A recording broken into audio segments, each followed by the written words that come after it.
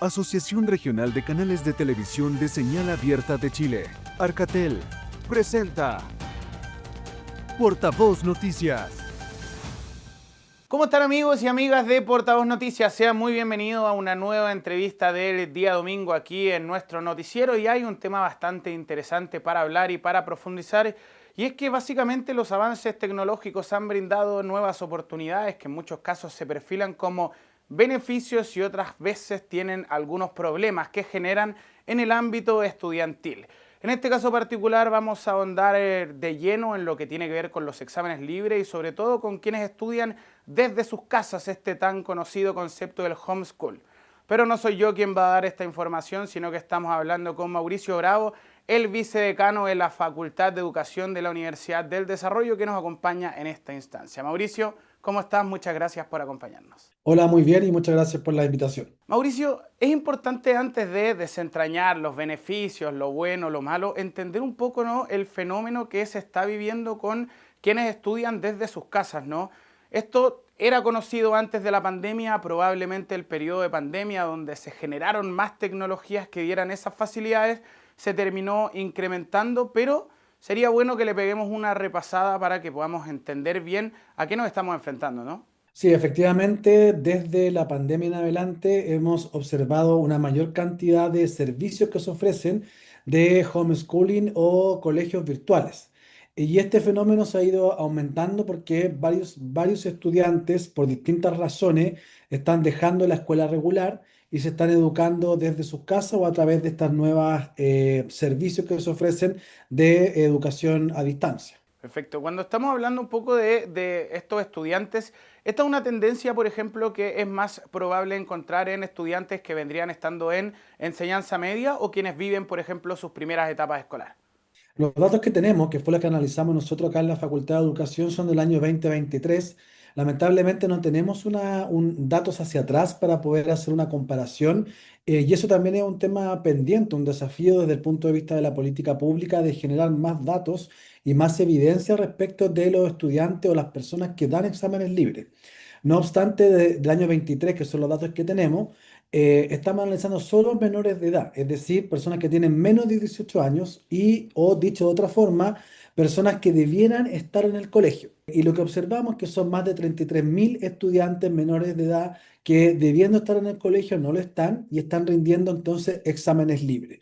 Y este fenómeno es preocupante porque los exámenes libres, si bien es una vía legal y pertinente y coherente para poder nivelar estudios, estaba más bien pensada para personas mayores de edad que querían, luego de haber desertado de la educación, recomponer sus trayectorias educativas principalmente.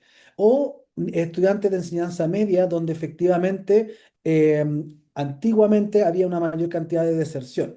Lo que estamos viendo ahora es que este fenómeno se invierte y tenemos más alumnos de enseñanza básica presentándose exámenes libres que estudiantes de enseñanza media. Sí, porque quizás pensando en un estudiante de enseñanza media, uno podría pensar un poco más en la autonomía de la decisión, ¿no? Alguien que tiene 17, 18 años, decir, quiero desarrollar proyectos personales y el tiempo en el colegio quizás no me da las herramientas para poder hacerlo, tengo algo de ansiedad social por lo que prefería no asistir a un recinto propiamente tal, pero cuando hablamos de quienes están en enseñanza básica propiamente tal, tiene que ver un poco con la decisión que toma un tutor, un apoderado, un padre, por el hecho de que su hijo estudie desde la casa, desde la cercanía y quizás con mayor control, más que la propia voluntad del estudiante, ¿no? Efectivamente, lo que vemos en los datos es que más de 24.000 estudiantes que en edad de educación básica de ese ciclo escolar están rindiendo exámenes libres. Y efectivamente ahí tiene que haber una decisión de la familia o del tutor legal de sacar al niño de la escuela regular para que se eduque en la casa o de los exámenes libres. Y eso se puede deber a múltiples factores. Hay razones socioeconómicas, razones familiares, pero también uno podría pensar que hay un tema de inclusión, niños con alguna necesidad educativa especial, que el colegio no cuenta con las herramientas adecuadas para poder atenderlo y ese niño termina siendo excluido del sistema o los padres deciden sacarlo porque no logra adaptarse o el colegio o el niño o el colegio no logran adaptarse al sistema. Entonces, puede haber parte de la explicación puede estar por ese lado. Por otro lado, también puede ser que haya problemas de seguridad en las escuelas. Hemos visto este fenómeno de mayor violencia en los establecimientos escolares y los padres lo que buscan, en definitiva, junto con generar mejores aprendizaje para sus hijos, también están buscando seguridad. Y cuando sienten que el colegio no es capaz de entregar ese nivel de seguridad, algunas familias podrían optar por sacar al niño también del establecimiento y ese año, por ejemplo, educarlo en la casa y que dé exámenes libres. Y hay otro fenómeno también que son las escuelas bosques, que son escuelas que están principalmente en sectores rurales con una metodología de aprendizaje al aire libre, es decir, de aprendizaje en la naturaleza o con la naturaleza y que no están reconocidos por el Ministerio de Educación porque o son muy nuevos o porque el currículum o la metodología de enseñanza no se adapta más bien al currículum nacional. Entonces también esos niños que van a este tipo de colegios terminan rindiendo exámenes libres. Entonces, puede haber un conjunto de factores. También uno podría pensar en el sistema de admisión escolar, que como sabemos ha dejado a muchos niños sin matrícula, sin la matrícula preferida o el cupo preferido en el colegio que estaban buscando, y esos padres también deciden sacar a su hijo hasta esperar el próximo año que quede, por ejemplo, en un mejor colegio. Sí, y acá, que bueno, que tocaste tres fenómenos, todos muy distintos entre ellos. Y primero me voy a colgar del factor de la seguridad, ¿no? Porque tú mismo lo decías, las cifras que tienen ustedes son a partir del año 2023. No podemos indicar el aumento real o no el aumento de la violencia, pero sí en el plano mediático, en la aparición de casos en medios. Este semestre en particular se ha hablado mucho de profesores agredidos, de alumnos que ingresaron a establecimientos con armas, riñas. Por ende, sí con el paso del tiempo se ha generado esta sensación de inseguridad que termina siendo más para los apoderados que por sobre los mismos niños, ¿no? Claro, efectivamente, esta sensación de inseguridad que también se ha difundido a través de los medios de comunicación social generan bastante preocupación en las familias y cuando sienten que el colegio no está tomando las acciones necesarias y que y sus hijos entonces no están seguros en ese entorno escolar o buscan cambiarlo o buscan sacarlo del sistema regular.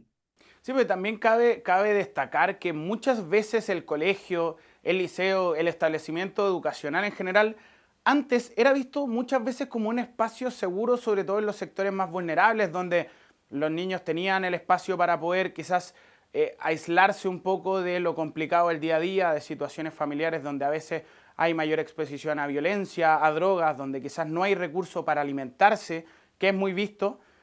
Pero hoy ese recurso, ese espacio seguro, cada vez se ve más inseguro. Por ende queda igual un vacío que va más allá de lo educacional y que va quizás desde lo humano que se está perdiendo, ¿no? Claro, ahí hay un tema social que va más allá de la escuela, que los niveles de violencia han aumentado en la sociedad en general. Lo hemos visto con una serie de actos de delincuencia en nuestro país y esto lamentablemente empieza a extenderse y también llega a los establecimientos escolares. Luego de la pandemia observamos un aumento de violencia escolar porque efectivamente la pandemia, digamos, ¿cómo se llamaba esto? Las cuarentenas lo que hacían era que los niños estuvieran aislados socialmente y tal vez perdieran algunas competencias de compartir en sociedad. Y cuando vuelven entonces a las clases normales, empezamos a observar problemas de salud mental, problemas de convivencia escolar y de adaptación prosocial. Por lo tanto, y era más o menos esperable, ¿cierto? Después de lo que habíamos vivido en el mundo entero. No obstante, pasado esto, vemos que la tendencia no baja y sigue aumentando la violencia escolar y en la Superintendencia de Educación Escolar también vemos que cada vez aumentan las demandas de los padres respecto de casos de violencia escolar entre escolares o entre profesor y estudiante. No, y a fin de cuentas, cuando ya el colegio se transforma en un ambiente hostil para poder ir a aprender, uno no puede detener el aprendizaje, sino que hay que seguir apuntando a la formación del estudiante y es así como quizás surgen alternativas no como el homeschool. Claro, efectivamente, cuando el papá siente que el sistema regular no le está entregando lo que él busca en el sistema, seguridad, aprendizaje, convivencia escolar, etcétera, decide entonces sacar a su hijo del establecimiento y buscar alternativas, ¿cierto? Y algunos lo hacen con homeschooling, o sea, perdón, con educación, colegio a distancia, que hoy día existen varios, otros lo hacen como homeschooling.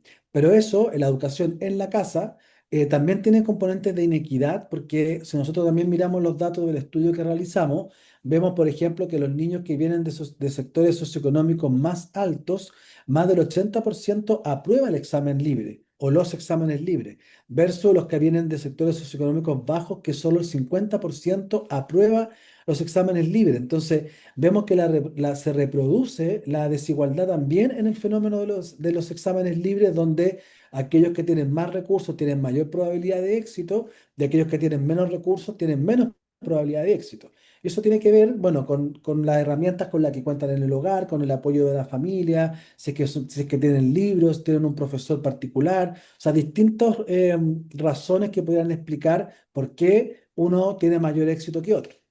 Y quizás entra también este mismo concepto de la alfabetización, sobre todo en este mundo que está cada vez más digital, en el manejo de los equipos, de los aparatos tecnológicos. O sea, probablemente un niño que creció toda la vida con un smartphone, con una tablet, con un computador en la casa, que desarrolló esas habilidades para poder hacer todo de manera telemática, es muy distinta la situación con quien no tuvo esa formación y básicamente dicen, ok, tú vas a estudiar desde la casa, te conseguimos un computador, pero computador que nunca supo usar o que se le viene muy en collera, como se dice en buen chileno, el aparataje técnico, ¿no? Claro, puede haber algunos casos de alumnos que están menos familiarizados con la tecnología o que no cuentan con un computador o un smartphone en su casa para poder estudiar o poder capacitarse mejor. Entonces, también tiene que ver, claro, con los grados de alfabetización digital del estudiante y de la familia, que es la que lo apoya en esta autoeducación, y también el acceso a estas herramientas tecnológicas o didácticas, porque pueden también ser libros o manuales, guías, etcétera, que te ayuden a estudiar mejor. Perfecto. Mauricio, vamos a seguir desentrañando un poco más de este tema, del estudio, pero ya tenemos que irnos a un pequeño corte comercial y a la vuelta vamos a traer todas las novedades respecto a este interesante tema que tiene que ver con quienes estudian desde la casa y el creciente aumento del homeschooling. Nos vamos a un pequeño corte comercial y a la vuelta les traemos más información.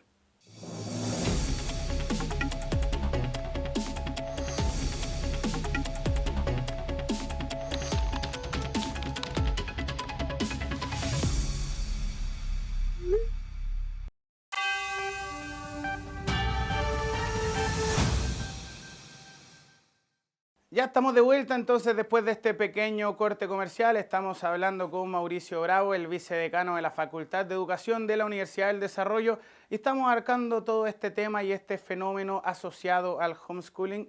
Mauricio, antes del corte tú me habías hablado de que había dos formatos que son quizás los más preponderantes hoy en día. Por un lado, los colegios a distancia y por otro lado, el tema de los mismos exámenes libres. Y entre medio también tuviste instancia para poder mencionar el tema de seguir la malla curricular, que es lo que propone el Ministerio de Educación. Hay muchas materias que a fin de cuentas quedan en un espacio un poco ambiguo en términos de la formación del estudiante. Desde el minuto en el que tienen que estudiar en la casa, estoy pensando en las artes, en las músicas, en la educación física. ¿Cómo se da esa situación? ¿Hay alguna forma de compensarlo o es materias que cuesta abordar en general?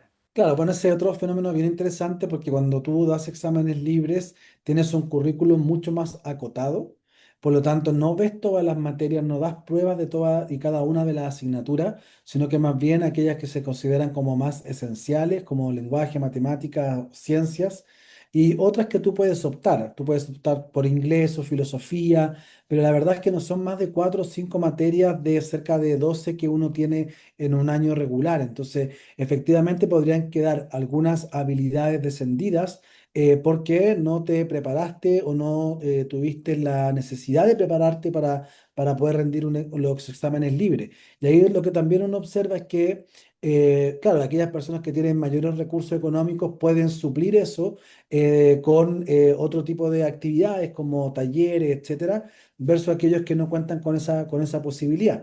Y además el homeschooling también tiene este otro problema que pierde esta condición tan esencial de la escuela, que es la socialización, ¿cierto? El compartir con otros iguales en un ambiente escolar. Entonces, efectivamente, algunos van a poder resolverlo porque van a ir a algún tipo de taller, alguna actividad extra programática, etcétera, en una escuela de fútbol y van a poder resolver el problema de compartir con otros de esa manera, pero otros que tienen menos acceso no van a poder contar con aquello y también podría ser un problema desde el punto de vista de la salud mental de ese estudiante. Ah, porque además de perder quizás esas habilidades de socializar que hay que desarrollar, se pierde el poder formar un entorno, el tener un grupo de amigos, el tener un núcleo de confianza quizás con quien poder compartir tus problemáticas más allá de la casa. Claro, efectivamente, y es más preocupante cuando el alumno ya lleva 1, 2 o 3 años dando exámenes libres, porque significa que ya se desconectó del sistema escolar regular, que va a ser difícil que vuelva y que esta condición puede ir agrandándose cada vez más. Sí, básicamente se genera una especie de fenómeno, como se dice, con las bolas de nieve que va creciendo a medida que va bajando, va tomando fuerza.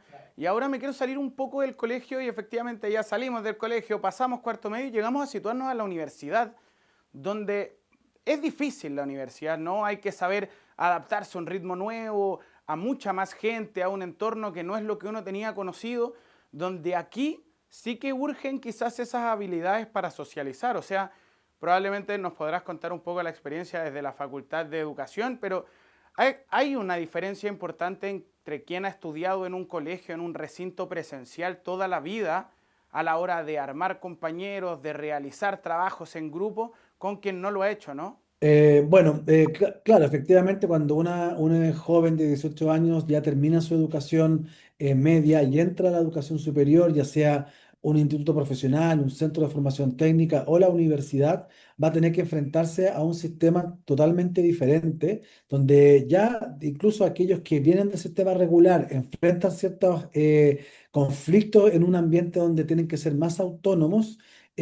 Más aún podría hacerlo para aquellos que pasaron mucho tiempo con exámenes libres sin haber pasado todo el currículum, como te decía, pero además sin haber tenido la posibilidad de socializar de manera frecuente con otros pares.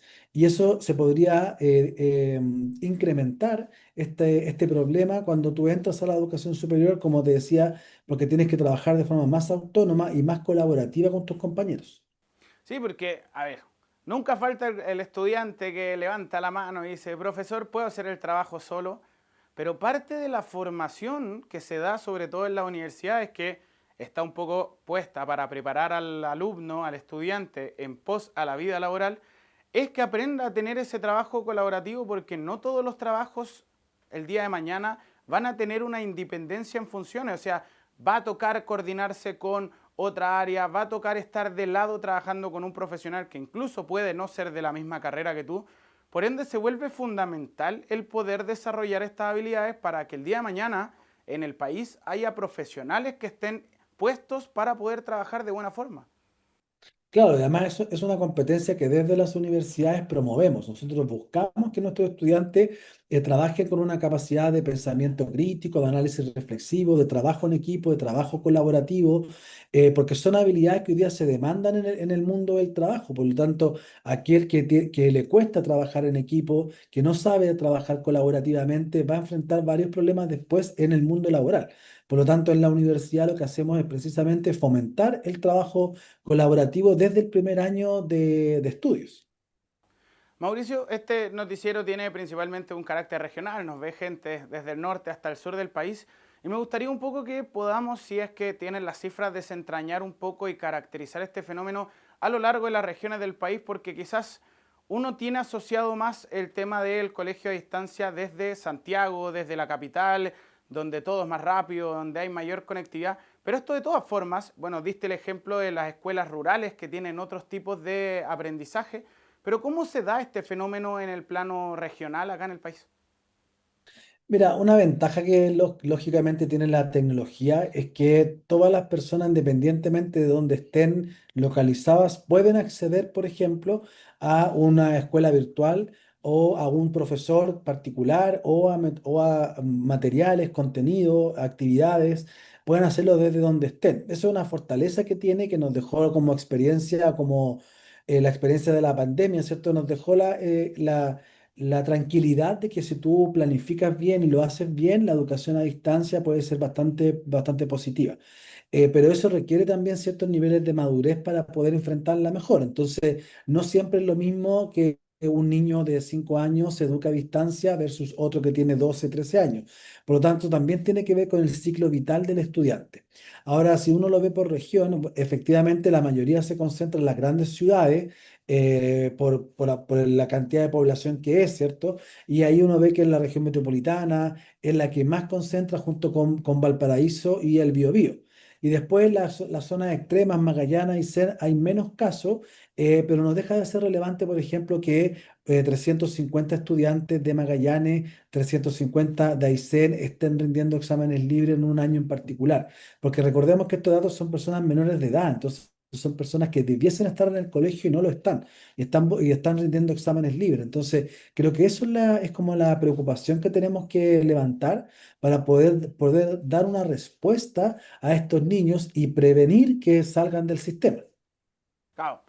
En cualquier caso existen esos casos aislados, ¿no? De quien estudia en un colegio rural chiquitito, que llega hasta octavo básico y que tiene que emigrar a una gran ciudad para poder terminar y empezar de frentón todo lo que tiene que ver con la enseñanza media, que quizás es en este punto donde uno podría mirarle más ese lado positivo desde lo territorial, ¿no?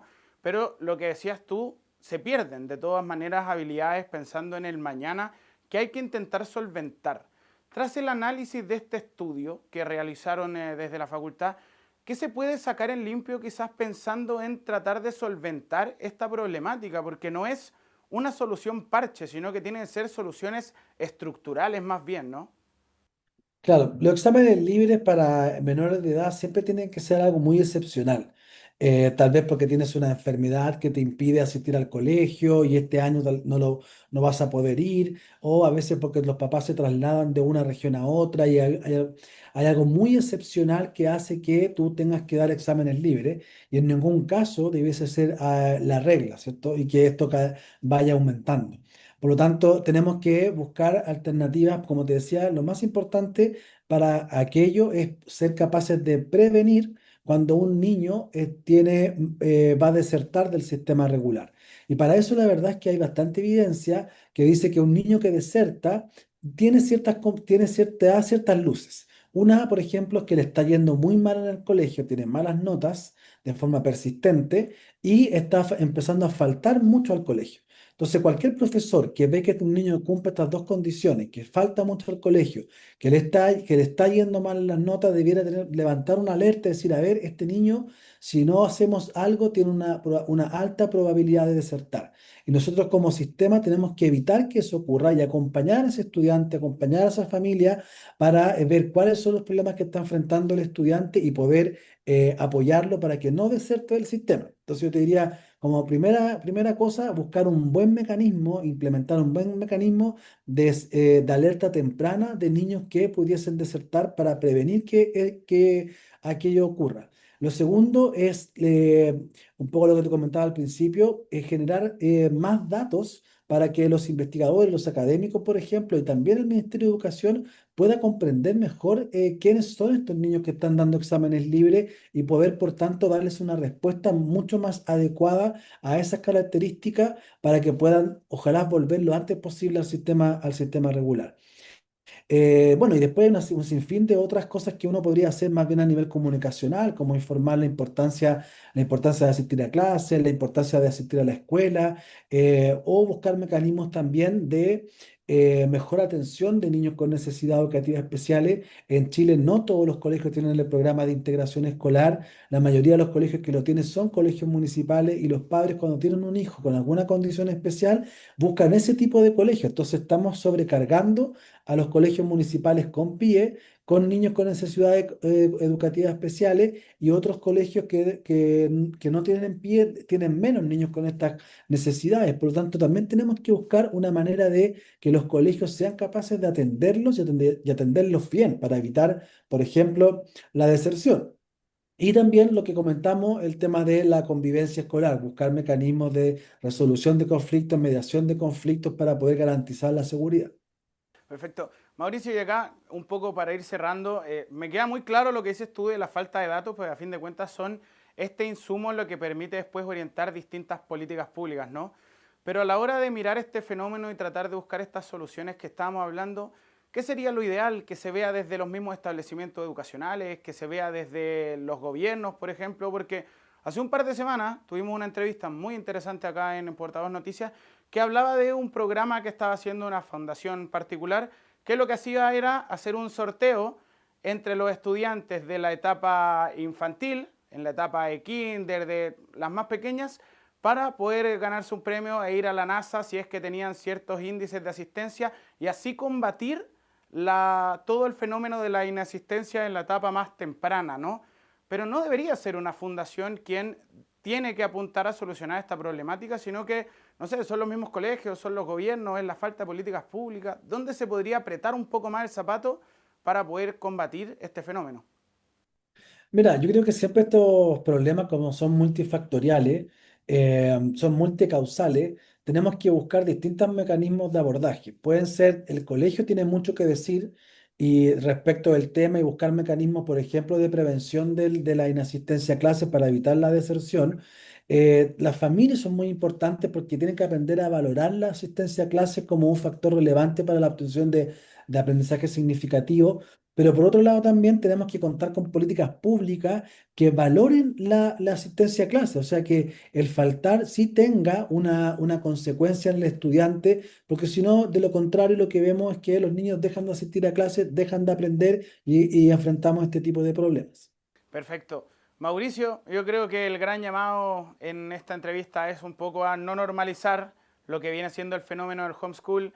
La idea siempre es que en condiciones normales un niño, un adolescente pueda ir a clases, pueda asistir a un recinto, a un liceo, a un colegio.